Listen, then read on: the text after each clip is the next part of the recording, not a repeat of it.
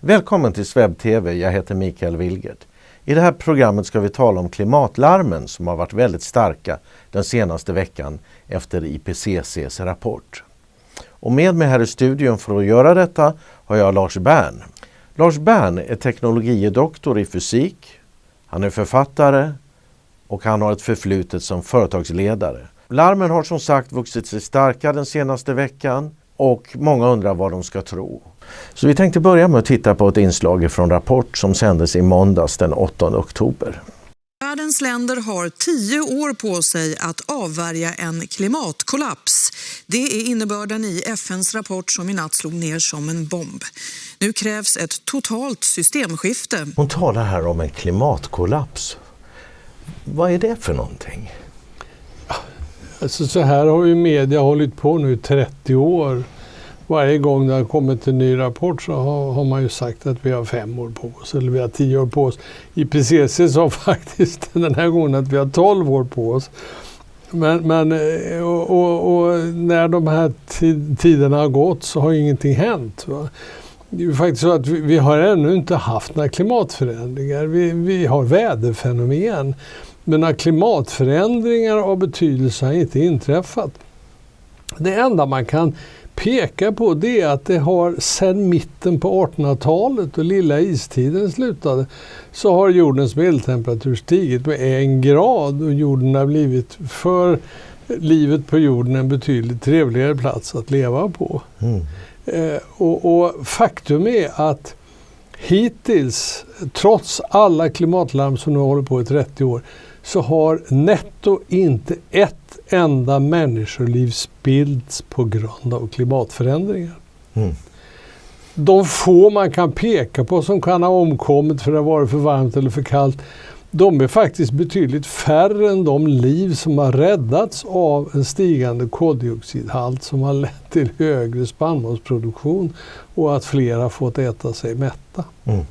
Så att det du säger är egentligen att vi har haft en viss temperaturhöjning kopplat till koldioxid. Hur stor är den temperaturhöjningen? Ja, alltså temperaturhöjningen sedan mitt på 1800-talet det är 1 grad och av det så säger man att större delen beror på mänskliga utsläpp av växthusgaser. Men där finns ju inga säkra bevis. Nej, för Karl X tågade ju över Stora Bält på 1600-talet. Ja. Då var det ju fruset ända ner till Danmark. Ja, det var ju till och med fruset på Themsen. Ja, så att jag menar, människan har inte börjat använda kol och olja i stora mängder förrän i modern tid. Ja, efter kriget kan man säga. Så det är först efter kriget som det har nått sådana proportioner så att det har en synbar påverkan på koldioxidhalten i atmosfären. Och den har ju då stigit de senaste dryga 50 åren med 0,01 procentenheter. Alltså den var tidigare 0,03%, nu är den 0,04%. 0,04% är ju oerhört lite, men koldioxiden är ju en förutsättning för livet som vi fick lära oss i skolan en gång med fotosyntesen och så. Jag tänkte vi kunde komma tillbaka till en kommentar om det. Ja. Men hon säger här att det krävs en systemförändring. Vi måste göra någonting väldigt radikalt. Vad handlar det om, tror du? Ja, det handlar om alarmism. Att det gäller att skrämma upp människor och det gäller att skrämma upp beslutsfattare så att de ska fatta beslut. De ska öppna plånböckerna och satsa mer pengar på olika saker. Men nu ska vi då komma ihåg att det är i stort sett bara i Sverige som vi håller på det här sättet längre. Den här frågan har fått betydligt mindre uppmärksamhet runt om i världen. Det är i Sverige som den får jätteuppmärksamhet. Och det beror bland annat på att klimatlarmen började i Sverige. Faktiskt. Det började med vår meteorologiforskare Bert Bolin som i slutet på 80-talet slog larm och fick FN tände ju på det här direkt och FN såg en chans att öka sitt överstatliga inflytande genom att utnyttja klimatfrågor och skrämma med ett förändrat klimat. Och upprinnelsen till det var Bert Bolin som var Olof Palmes närmaste vetenskapliga rådgivare. Så då hade de riktiga vetenskapsmän som rådgivare? Ja, det får man säga. Bert Bolin var en riktig vetenskapsman, dock alarmist. Men det är väldigt vanligt att vetenskapsmän är alarmister. Jag när jag har jobbat med vetenskap har nog tenderat till det också ibland, om jag ska vara ärlig. Därför det är ju ett sätt att få mer anslag. Kan man skrämma upp politikerna så öppnar de plånböckerna och då får man mer forskningsanslag. Så det gäller att skrämma med sånt här. Och det har forskare gjort i alla tider. Sen vad som sen, alltså frågan ökade dignitet ganska rejält alldeles i början på 90-talet. För då var det så att då hade hade FN en stor klimatkonferens i Rio de Janeiro, eller en stor miljökonferens får man säga, hette det då. Och den miljökonferensen, den leddes då utav en nära rådgivare till familjen Rockefeller som hette Morris Strong, han är död nu. Och Morris Strong, han lierade sig med ett 50-tal av cheferna för världens största företag för att få fram en agenda, en överstatlig agenda för världen. Och då kan man fråga sig, varför ville företagsledare från stora företag det? Jo, alltså de stora globala företagen, de vill ha så lite nationell beslutanderätt som möjligt och så mycket överstatlig beslutanderätt som möjligt. De vill ha samma regelverk överallt i världen. Så de kan stå ut med hårda miljöbestämmelser, bara det drabbar alla så att säga. Och det har väl i stort sett blivit så här också? Ja, absolut. Och jag var själv i samband med den här miljökonferensen i högsta grad inblandad, för då var jag rådgivare till ABBs ledning i miljöfrågor. Och jag blev till och med, trots att jag var direktör på ABB, utsedd av regeringen som delegat vid den här miljökonferensen. Så att våra politiker körde det här väldigt intimt ihop med näringslivet. Du är medansvarig här, skulle man kunna säga, lite grann. Ja, lite grann, absolut. Och den här, det bildade Morris Strong såg till att det bildades en organisation i samband med FN-konferensen av 50 av världens främsta företagsledare. Där en var Percy Barnevik och jag jobbade för honom vid det här tillfället. Och på ABB, och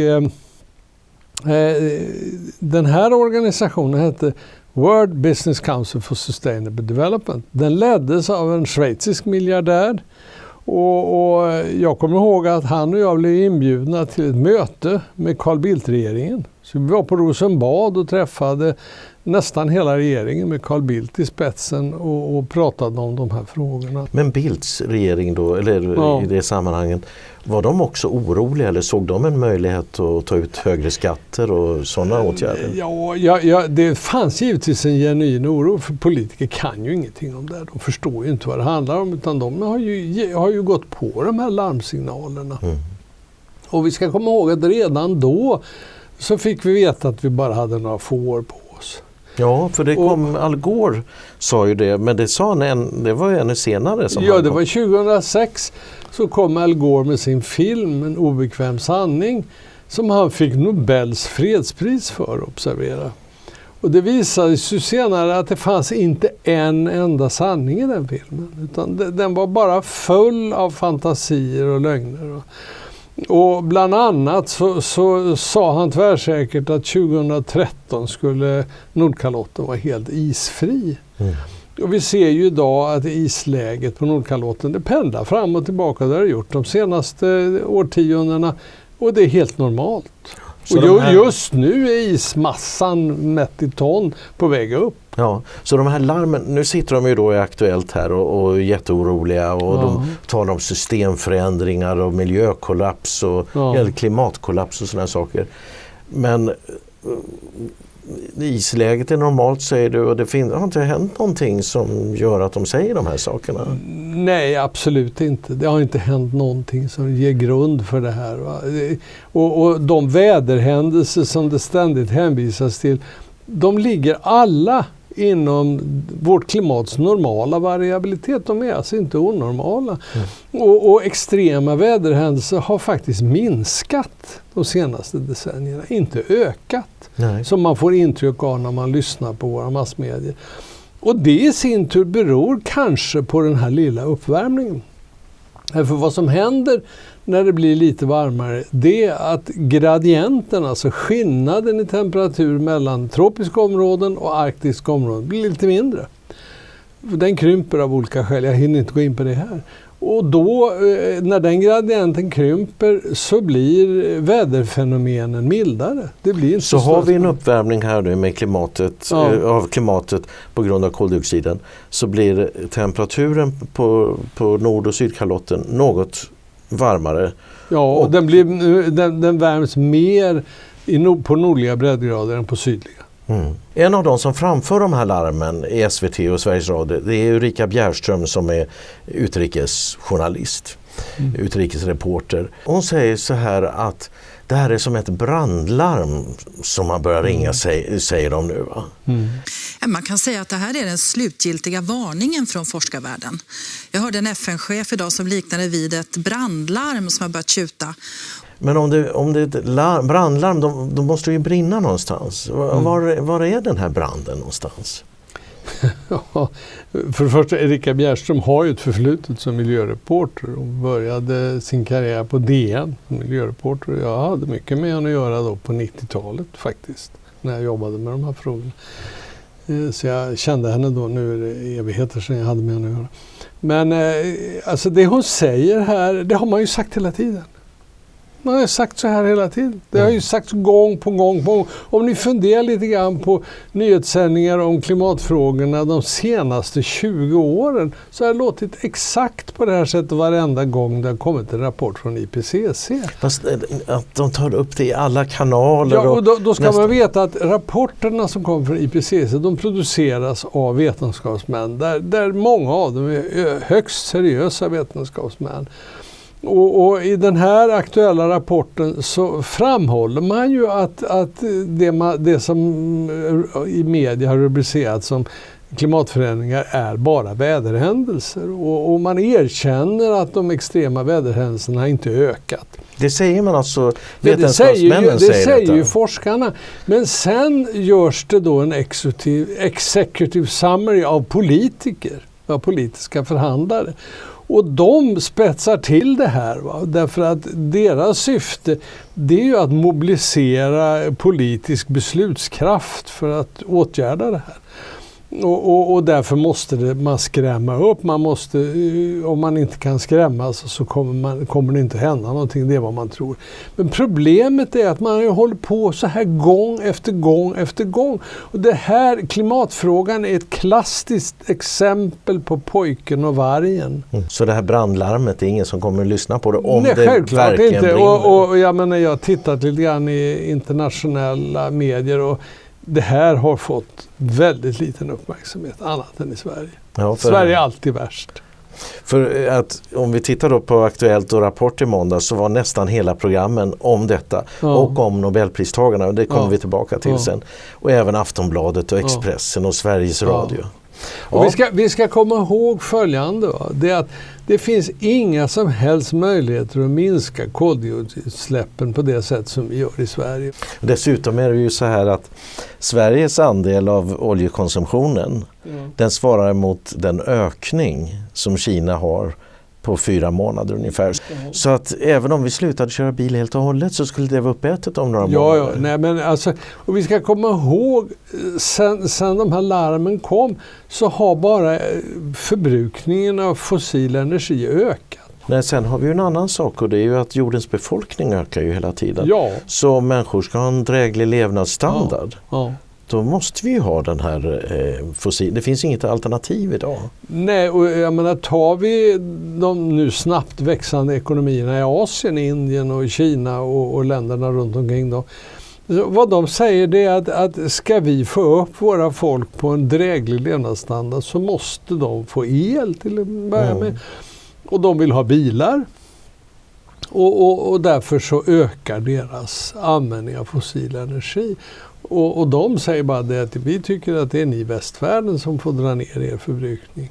Ja, om det ska dras ner för det du säger att det blir lite varmare, men egentligen blir det kanske ett bättre klimat. Ja, det vet vi ju inte. Jag menar, den här tron att klimatet var optimalt i början på 1900-talet, den är ju bara tagen i luften.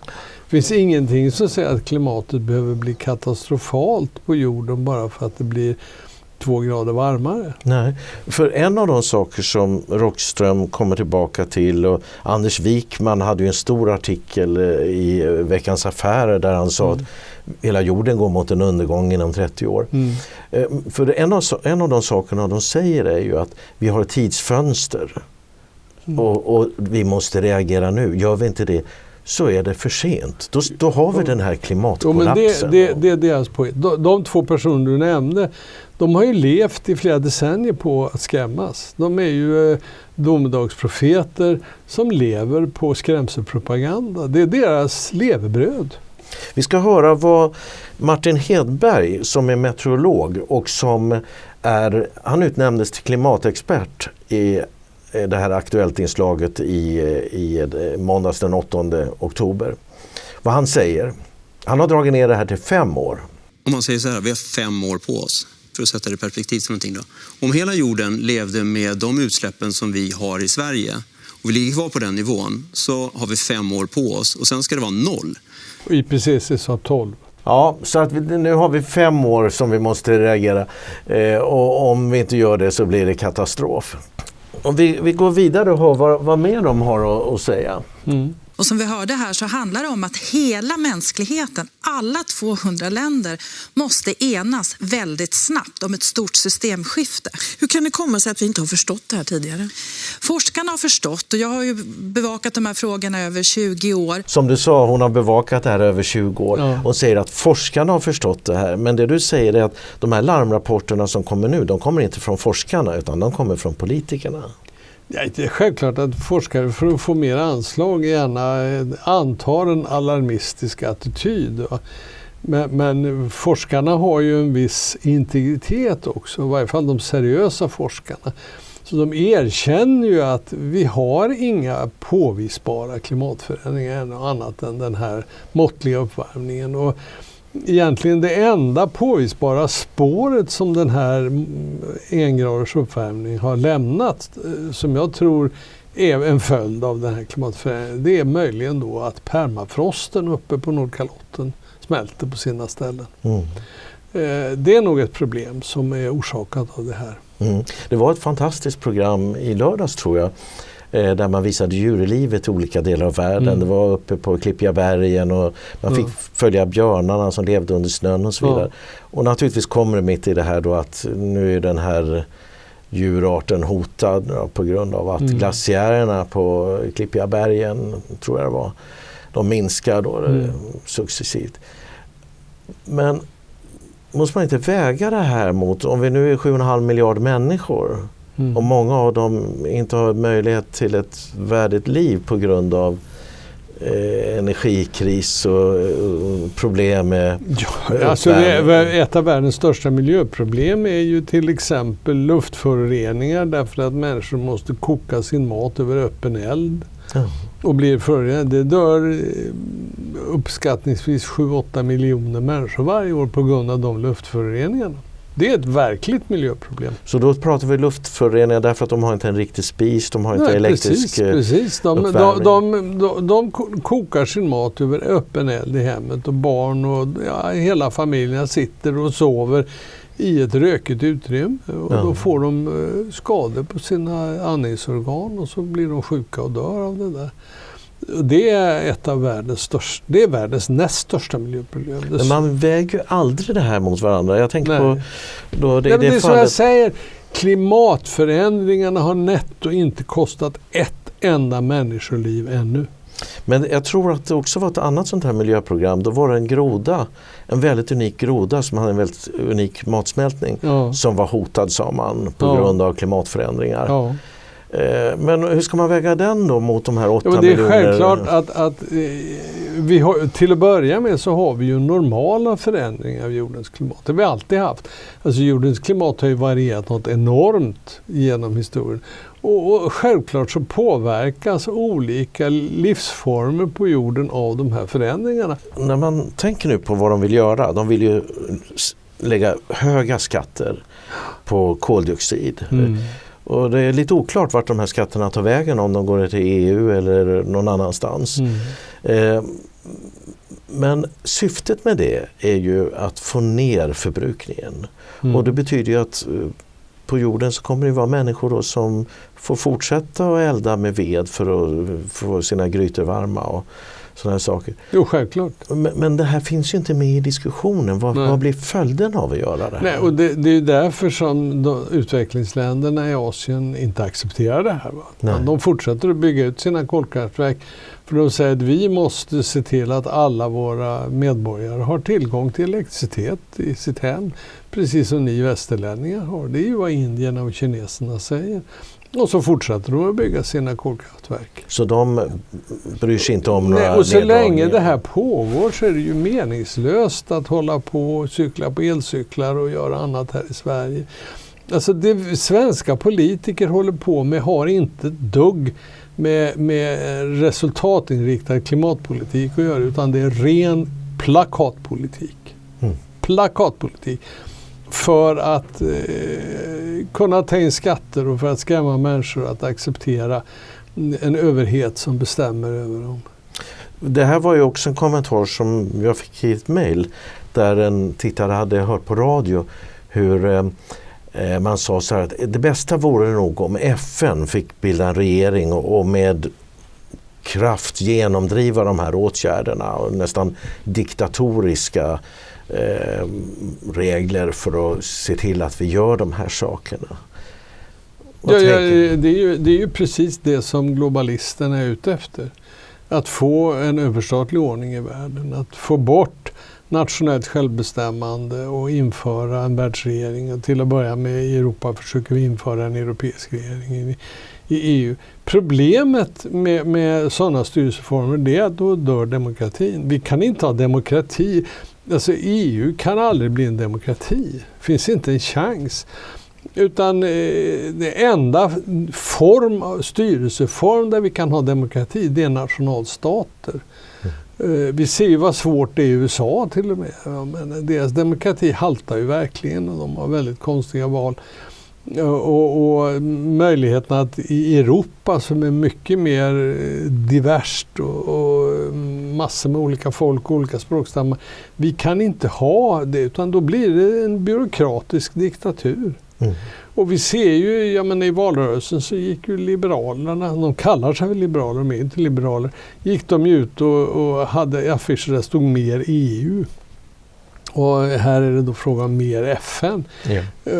Man vill ha bort demokratin och man vill ha någon form av diktatur helt enkelt. Så här, det finns ju ett antal intressenter. Du nämnde de globala storföretagen. Och bankerna. Ja. Och bankerna. Ja. Och vi har dem i Sverige så är det svenska politiker som laddar för skattehöjningar av olika slag. Och då har de här koldioxidskatterna. Så att det är på något sätt som att alla får sitt. Jo, vem ska betala det här är ju ett jättegeschäft. Det finns ju massor med människor som lever på den här politiken och som utnyttjar den här skrämselpropagandan. Men jag vill bestämt hävda att alltså skrämselpropagandan är iscensatt av globalisterna. När man gick ifrån de här larmen som kom från forskarna till att göra politik av det, det var 1991. Då skrev Romklubben ihop en skrift som hette The First Global Revolution. Och där var ju syftet helt klart att vi skulle ha en global revolution där vi skulle få en världsregering. Och i den skriften så skriver man att det som skulle passa bra för att få mänskligheten att acceptera den överstatligheten är bland annat att skrämma med klimatförändringar. Det tar man upp. Och den skriften från Romklubben, den låg sedan till grund för FN-konferensen i Rio de Janeiro 92.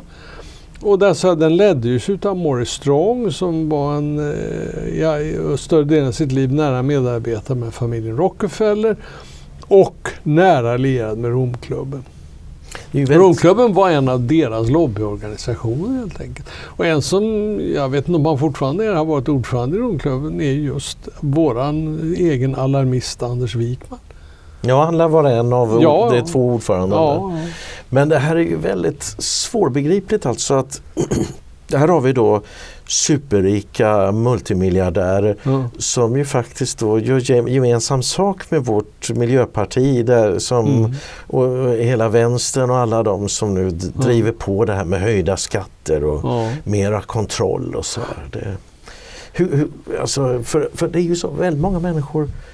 De är oroliga på allvar och tycker nu måste vi dra vårt strå till stacken. Det kusliga med det här, alltså det här driver ju då stora ekonomiska intressen för man vill ha överstatlighet. Man vill ha den där världsregeringen och man räknar med att kunna styra den. Jag menar, det är just de här kretsarna som stod bakom bildandet av FN.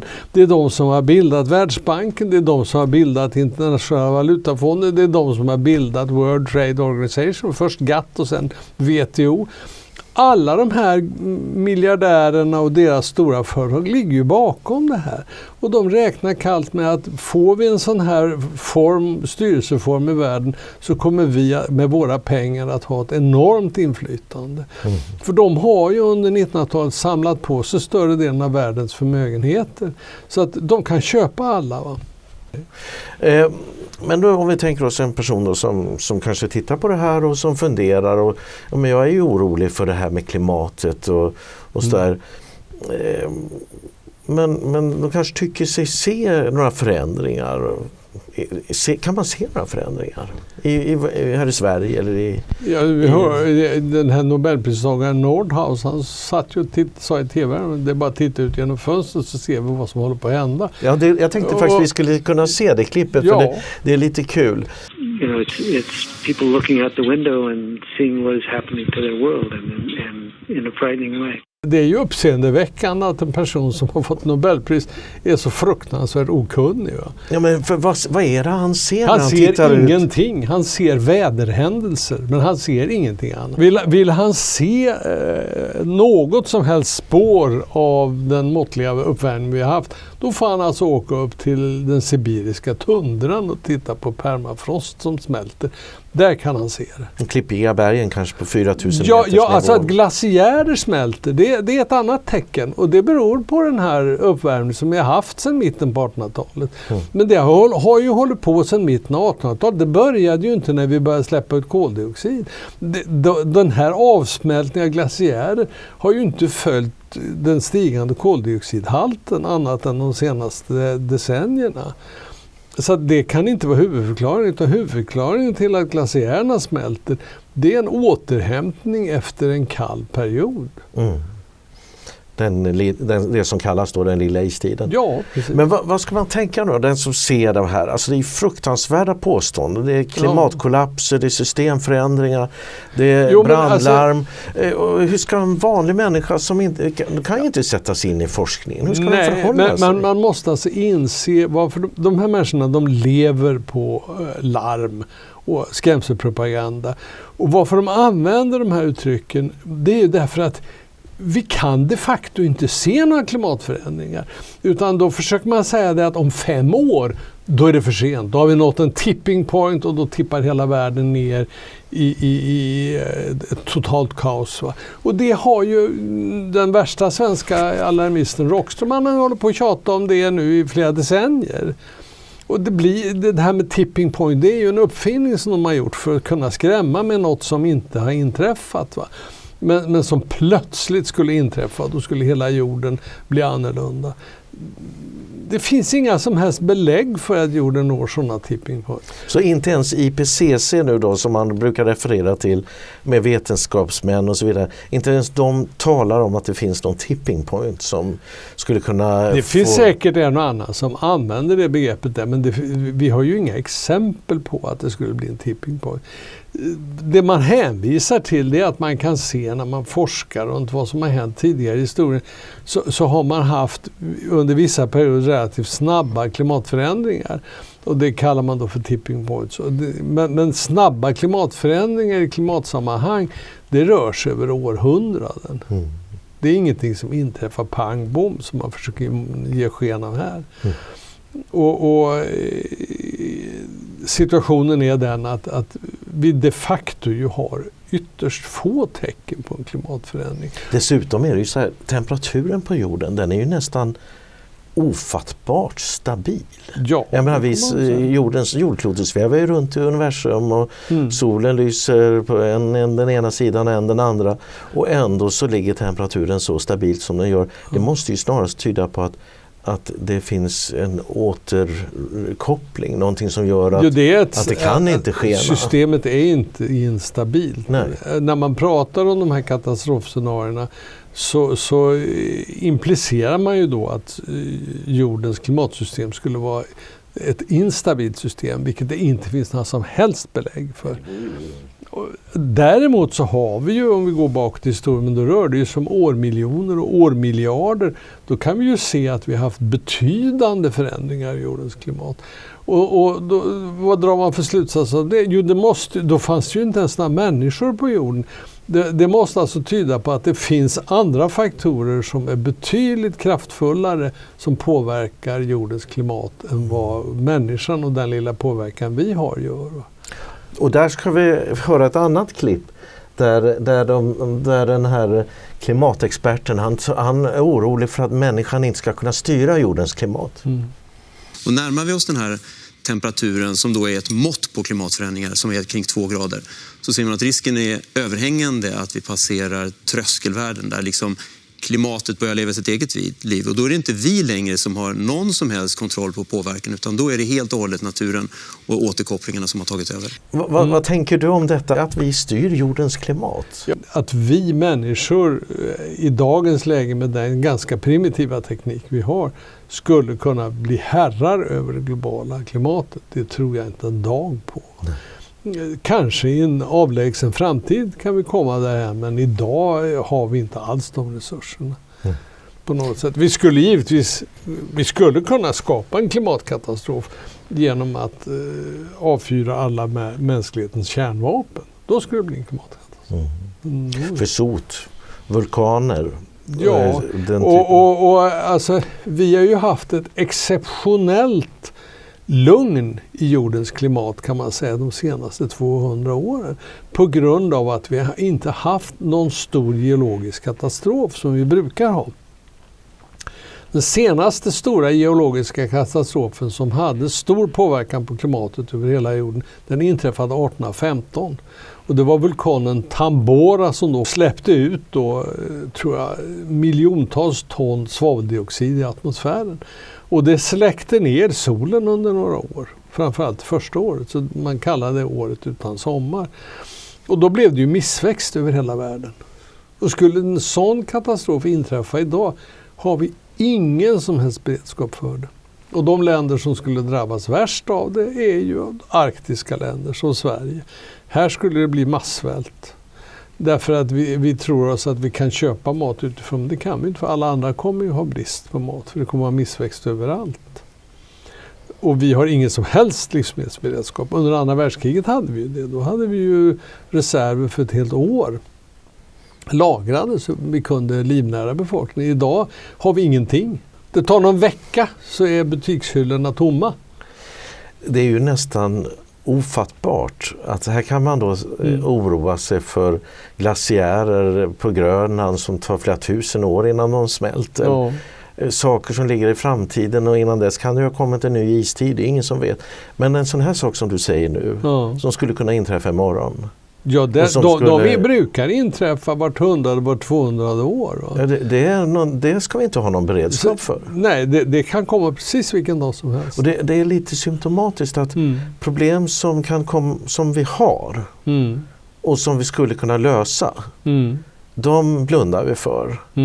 Men de här problemen som ingen egentligen ser och som kanske inträffar om 1000 år, de ska nu skapa en systemförändring. Exakt. Där makten ska flyttas till FN och det ska tas ut nya skatter. Ja. Jag har vid ett flertal tillfällen påpekat att vi måste återgå till den beredskap vi hade under andra världskriget. Att hålla en reserv med livsmedel som räcker åtminstone 1 år om det inträffar en geokatastrof. Så att den typen av händelser kan leda till sådana här snabba förändringar av klimatet på jorden. Men knappast ett sakta men säkert stigande koldioxidhalt.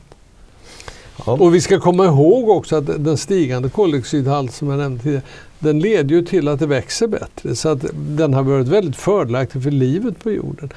Och det växer inte bara bättre och fortare, utan det är också så att växterna blir mer resistenta mot torka. Därför de avger mindre fuktighet, för de behöver inte öppna sina klyvöppningar så mycket. Så att öknarna krymper.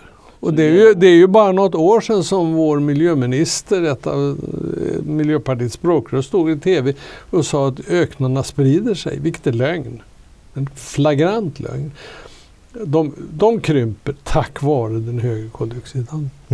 Innan vi går vidare vill vi påminna om att SvebTV är en partipolitiskt obunden kanal.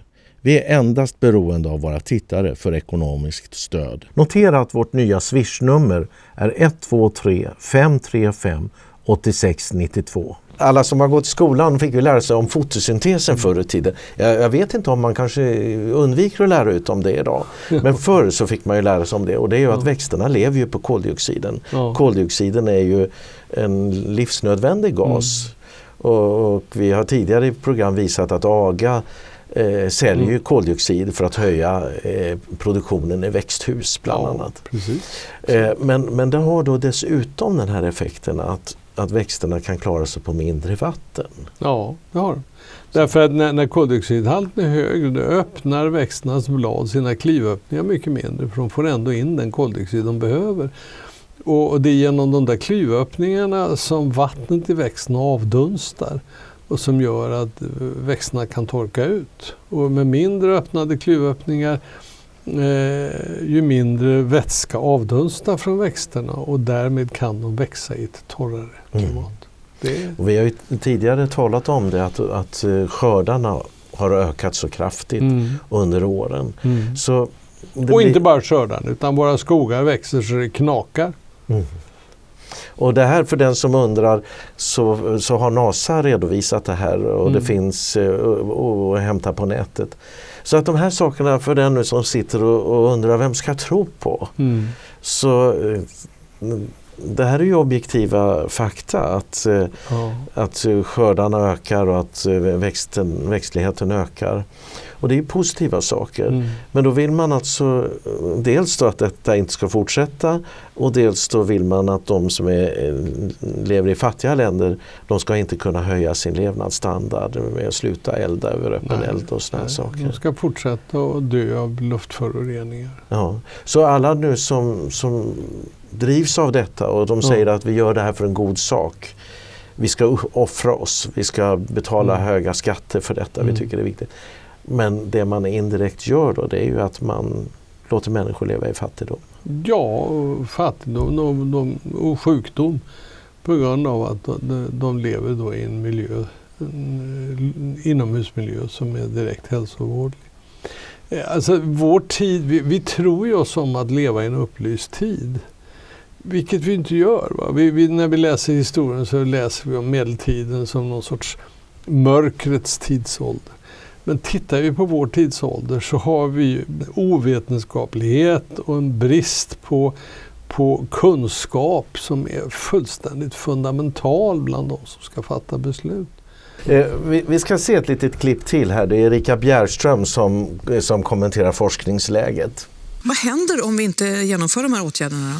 Det finns brittiska forskare nu som pratar om att vi går mot en samhällskollaps. Man kommer behöva ransonera mat, man kommer ransonera vatten, vi får nya säkerhetspolitiska problem, vi får klimatflyktingar. Vad tänker du när du hör det här? Det är ju fullständigt skrattretande att hon just säger att vi måste ransonera mat. När det är precis just det vi inte behöver därför att det växer mycket bättre. Och skördarna slår rekord på grund av den stigande koldioxidhalten. Så blir det ju fullständigt löjeväckande. Och samhällskollaps. Yes, precis. Varför skulle det bli en samhällskollaps? Vi är långt ifrån det av det här skälet. Det finns däremot andra faktorer som kan leda till samhällskollaps, men knappast koldioxidutsläpp.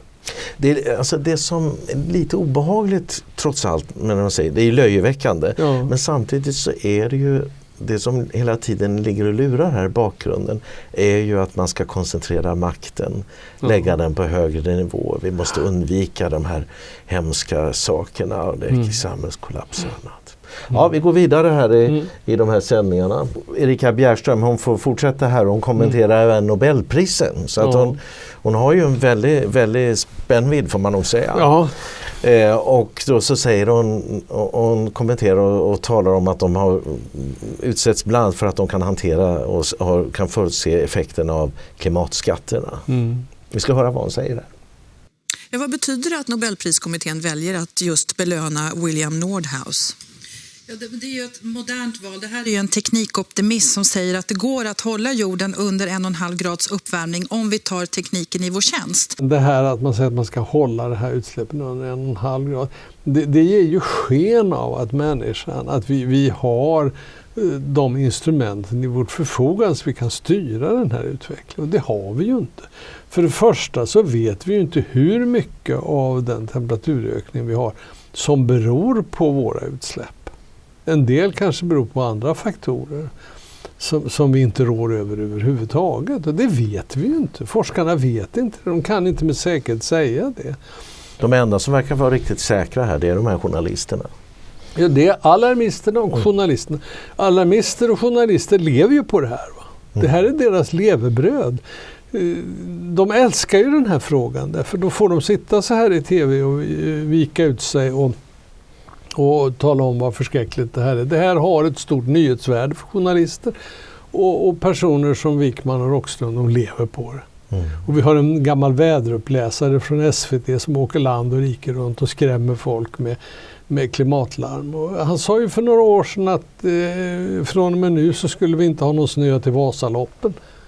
Och förra året så fick man ju ploga spåret för det var för mycket snö. Ja, man kan ju säga att det här kröns då med ett reportage från Liberia. Ja.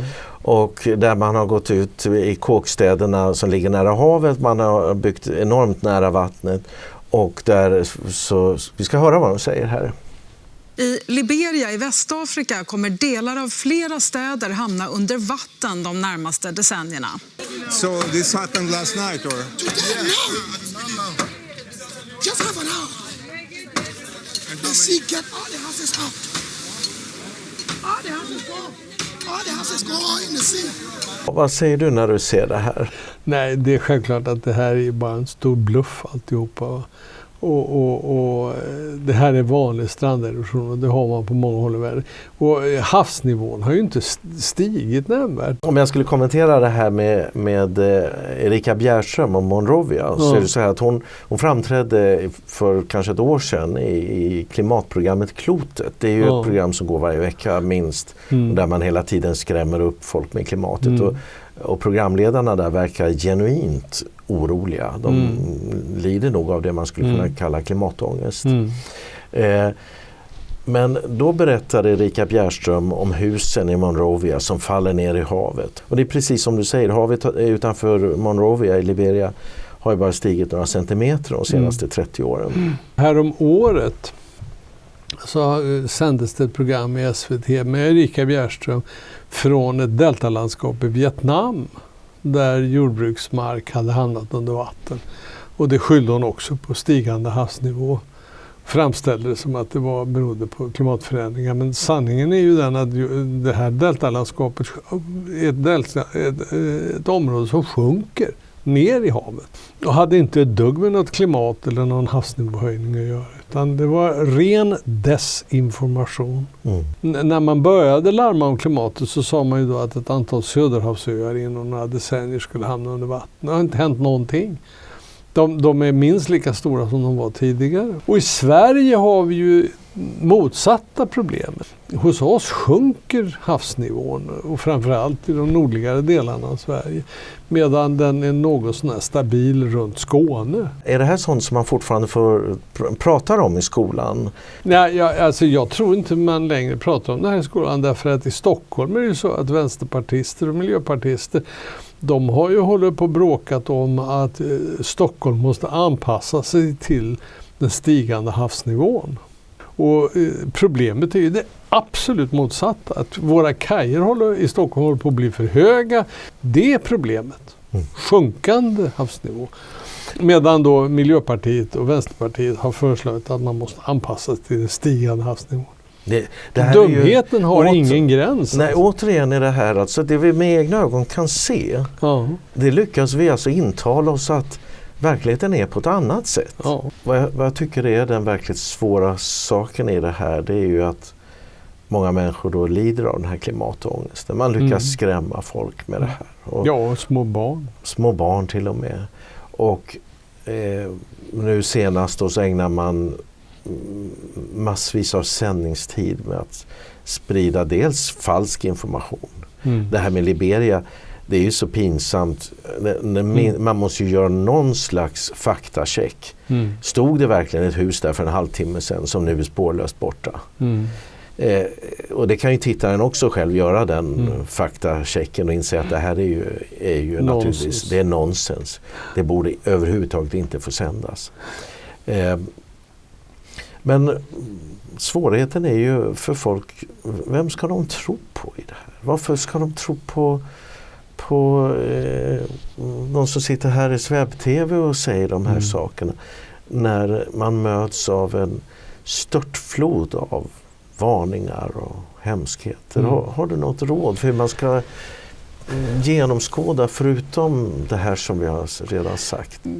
Den som själv har en gedigen grundvetenskaplig utbildning kan ju sätta sig in i det här.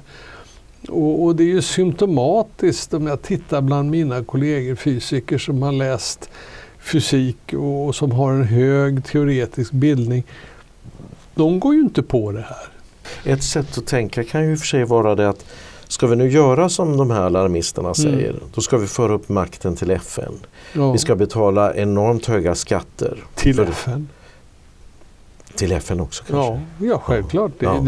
Syftet är ju att och EU är ju ute efter att få beskattningsrätt och FN vill ha beskattningsrätt. Alla vill ha beskattningsrätt som ska plocka av oss de pengar vi har. Så att vi kan ju se på vad blir effekten om de får som de vill.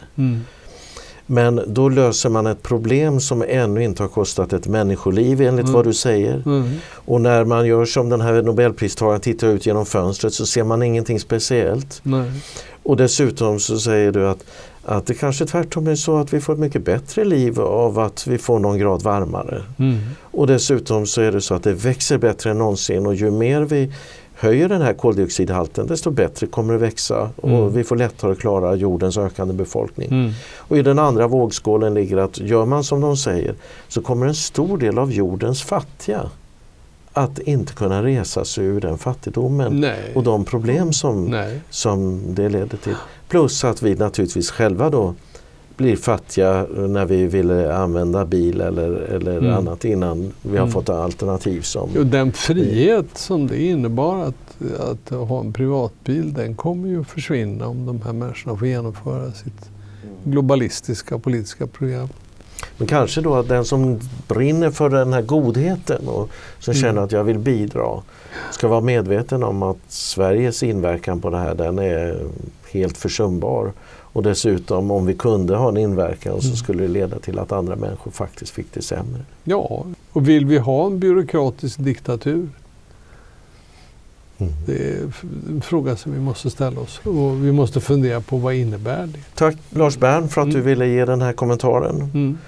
Och till de som då har klimatångest, vilket vi hoppas att det är väldigt få av våra tittare som har, så är åtminstone vår tro att vi inte behöver ha det. Nej, det tror jag inte. Du bidrar enklast genom Swish eller bankgiro. Eller bli gärna månadsgivare genom periodiska överföringar från ditt bankkonto till vårt bankkonto. Det är också möjligt att betala med kreditkort genom att trycka på knappen Donate på vår hemsida.